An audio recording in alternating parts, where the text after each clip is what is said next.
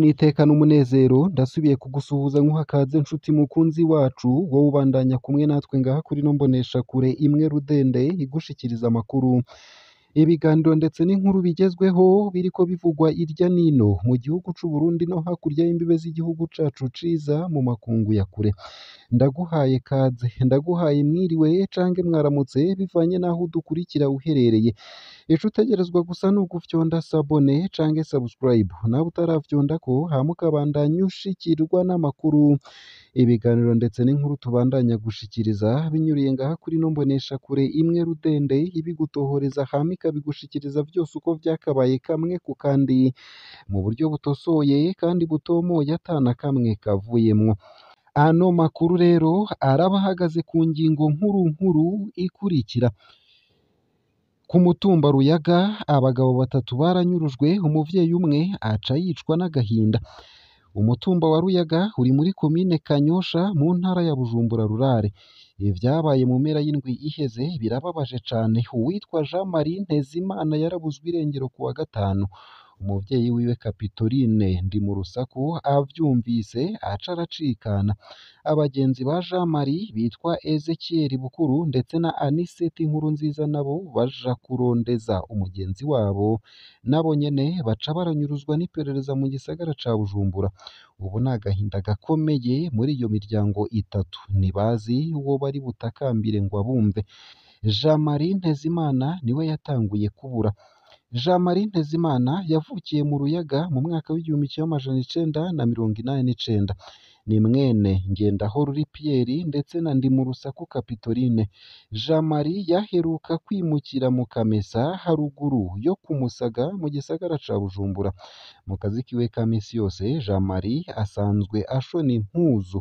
mu bijanye na politike Jean Marie Ntezimana ni umunywanyi w'umugambwe SNL ku wa gatanu uheze igenekerezo rya kabiri z'ukwezi k'umunani 2024 Jean Marie Ntezimana yari yiriwe mu gikorwa co gushingura umuntu ku mpanda mu nyuma abiwe baramurondeye baramubura telefone yiwe ikaguma izimije barabuze n'umwe yabaha amakuru y'uwabo maze inkuru irakwira ko Jean Marie yabuzwe irengero Kapitoline ndi mu rusaku ntiyashoboye kwihanganira ibura ry'umuhungu wiwe umupfasoni Kapitoline ndi mu rusaku yari umupfakazi umuhungu wiwe Jean Marie Nzeyimana niwe yaramutunze uyo muvyeyi nawe yarasanganywe indwara y'umutima umuvyeyi acumba inkuru y'iburwa irengero ry'umuhungu wiwe akaba yaragize crise cardiaque umuvyeyi aca aritaba Imana ikiziga ca Kapitoline ndi mu rusaku kiri mu buruhukiro bw'ibitaro vy'abasirikare mu Kamenge kuva ku munsi w'Imana uheze Ezekiel Bukuru ndetse na Aniseti Nkurunziza banyurujwe bariko bararondera mugenzi wabo Jean Marie Ezekiel Bukuru nawe yavukiye mu Ruyaga mu mwaka w'igihumbi kimwe amajana icenda na mirongo inani na gatandatu ni mwene Masabarakiza Jean na Nsananikiye Denise Ezekiel asanzwe yubakanye n'umukuru w'umutumba wa Ruyaga mu kazi ka misi yose Ezekiel nawe nyene ashona impuzu mbere yakorana cane na Jean Marie Nzeyimana akaba n'umugenzi wiwe Ezekiel nta vya politike azwimwo Anisete Nkurunziza akaba avuka ahitwa mu Kabumba muri komine Kanyosha nyene ni mwene Minani Yosefu ndetse na Nankwa na bose Yvonne Aniseti we bamwe batubwiye ko azwi akora akazi ko kuranga amatelefone kuri Bata mu gisagara ca Bujumbura akaba n'umugenzi wa Jean Marie ndetse na Ezekiel mu vya politike Aniseti Nkurunziza ni umunywanyi wa CNDD FDD yabamaze kumenya ko Jean Marie atatashe ku wa gatanu Ezekiel na Aniseti bamanutse mu gisagara ca Bujumbura ku wa gatandatu igenekerezo rya gatatu z'ukwezi k'umunani 2024 baja kurondera umugenzi wabo Jean Marie Ntezimana hari abavuga ko boba baragiye kubaza mw'iperereza ko Jean Marie yoba ariyo ari ico bikoze Ezekiel Bukuru na Aniseti Nkurunziza bo bafashwe abantu babona mu gisagara ca Bujumbura imbere y'ahitwa Repericier bafashwe n'abantu bari muri kamyonete double cabine Toyota Hilux ifise ibiyo bitabona. Kuva ubwo nta gakuru kabo, abaryango bararondeye mu busho butandukanye barabura, baraja no muri komine Mutimbuzi barabura. Kunyuruza abantu bakaburwa irengero vyabaye akamaramaza muri uno mwaka w'ibihumbi 2024. Ibintu biri ku rugero twaheruka mu mwaka w'ibihumbi 2016. Inzego zose z'igihugu zaranumye nk'uko atacoba kiriko kiraba. Ya leta mvyeyi Perezida Ndayishimiye yari yaratwemereye akija ku butegetsi, abarundi basigaye bibaza ko nayo itoba yaranyurujwe. Baheruka bayumva ku munwa, mu ngiro barayibura. Imiryango myinshi iratuntuye. Turahojeje umuryango w'umuhisi Kapitoline Ndimurusaku, Imana iwuhe inguvu mu bihe bitoroshe uriko uracamwo. Ese Jean Marie na Ezekiel na Anicet boboneka bobo? Uwogira ico amenye ku vyashikiye Jean Marie Ntezimana, Ezekiel Bukuru na Anicet Nkurunziza yotwandikira muri ndondeza kuri WhatsApp akamenyetso ko guteranya 324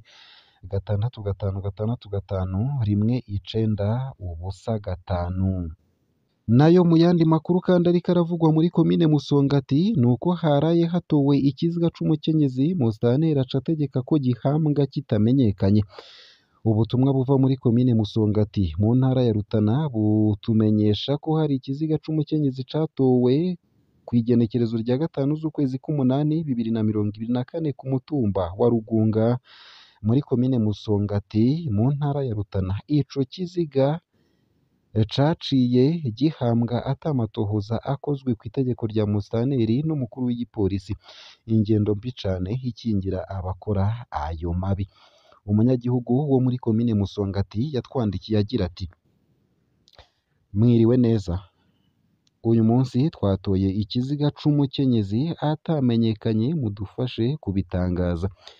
Twagitoye ku mutumba wa Rugunga muri komine Musongati mu ntara ya Rutana. Yari umukenyezi yoba afise imyaka nka 40, yari afise utubiri twose kandi muremure. Ikibabaje twasanze yoba amaze nk'indwi yiciwe mu gasozi bita Mugarama, kandi bamucumaguye imbugita hose bamusiga ata muzu yambaye. Musitanteri Claudine niyo yitungira na komiseri kominare banse ko tumufotora ngo nta matohoza akenewe, baca bategeka kumufuba. Bamuzingiye mu vyatsi baca baramufuba. Vyatubabaje kubera ucumengo umuntu ntagira agaciro. Bibaye bikunda mwapfa kubivuga kugira abatakaje umuntu babimenye. Iyi ngendo ni mbi cane. Mu mihingo myinshi y'igihugu haratorwa ibiziga vy'abantu, abategetsi bakaca bategeka kubihamba vyihuse atana kimwe gikozwe co gutohoza uwo muntu wari we n'icamwishe. Ni ingendo iboneka nko gukingira ikibaba c'abagandagura abo bantu. Abategetsi barakwiye kwisubirako umuntu bakamuha agaciro. Abo barabuze umuntu w'umukenyezi muri ino minsi botwandikira muri ndondeza kuri WhatsApp.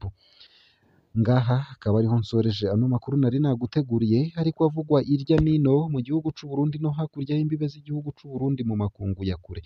Ico utegerezwa niki? Ni ukumanuka munsi y'ino video hama ugafyona imbere y'ijambo Isange TV. Haraba handitse ijambo s'abone naba ukoresha YouTube y'igifaransa, canke ijambo subscribe naba ukoresha YouTube y'icongereza. Urafyondako hama uba udushikirije intererano yawe yo kuja turakuronsa amakuru, ibiganiro ndetse n'inkuru tubandanya gushikiriza umwanya ku mwanya kandi ku gihe. Ngaha kuri no mbonesha kure tukaba tubashikiriza amakuru ariko aravugwa mu bisata bitandukanye nk'igisata c'inkino, igisata c'indero, igisata ca politike, igisata c'umutekano, igisata c'imigenderanire n'ayandi makungu, igisata c'amagara y'abantu, igisata c'uburimyi n'ubworozi ndetse n'ibindi bisata bitandukanye. Ndakwipfurije rero kubandanya uraruranirwa, kugira ibihe vyiza ndetse n'umunsi mwiza.